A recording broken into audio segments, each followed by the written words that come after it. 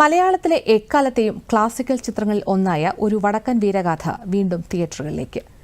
ചന്തുവിന്റെ കഥയ്ക്ക് വേറിട്ട ദൃശ്യഭാഷ ഒരുക്കിയ MT വാസുദേവൻ നായർക്കുള്ള ആദരം കൂടിയാണ് ചിത്രത്തിന്റെ റിലീസ്.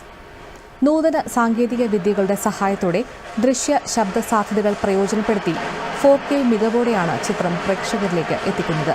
മമ്മൂട്ടിക്ക് മികച്ച നടനുള്ള പുരസ്കാരം ഉൾപ്പെടെ 4 ദേശീയ പുരസ്കാരങ്ങളാണ് ചിത്രത്തിന് ലഭിച്ചത്. തിരുവനന്തപുരത്ത് നടത്തിയ സ്പെഷ്യൽ ഷോയിൽ നിറഞ്ഞ സദസ്സിലാണ് ചിത്രം പ്രദർശിപ്പിച്ചത്.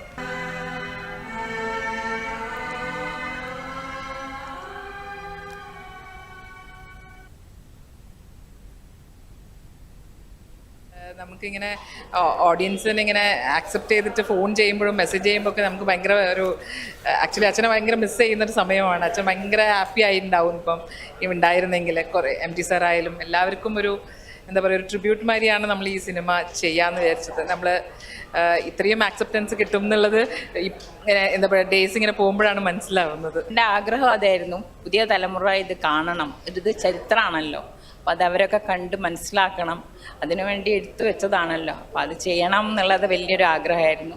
അതിപ്പോൾ മക്കൾ ചെയ്തു, അതുകൊണ്ട് വലിയ സന്തോഷം. വിശ്വസിക്കാനാവുന്നില്ല, 1989 ഇറങ്ങിയ സിനിമയാണെന്നല്ലേ. ഇത്രയും വർഷം കഴിഞ്ഞിട്ടും അതിൻ്റെ പുതുമ ഒട്ടും ചോർന്നു പോവാതെ കണ്ടു കഴിഞ്ഞാൽ ഓരോ വാക്കും അതിൻ്റെ MTയുടെ തിരക്കഥ എന്നൊക്കെ പറഞ്ഞു കഴിഞ്ഞാൽ നമുക്ക് ചിന്തിക്കാൻ പോലും പറ്റാതെ അത്രമാത്രം മനോഹരം. അതുപോലെ തന്നെ ദൃശ്യങ്ങൾ അത്രമാത്രം മനോഹരം.